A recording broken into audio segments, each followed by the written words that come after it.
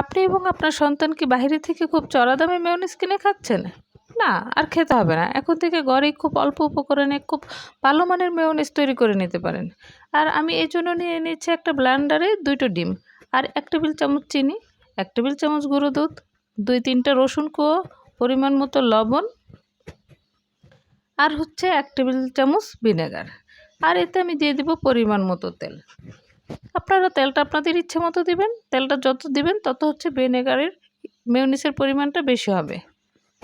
তো আমি প্রথমে কিছু তেল দিয়ে এখন ব্লেন্ডারে ব্লেন্ড করে নিচ্ছি ১ মিনিটের মতো। আর ১ মিনিট পরে এটা খুলে আমি আবার হচ্ছে কিছুটা তেল দিয়ে দিব।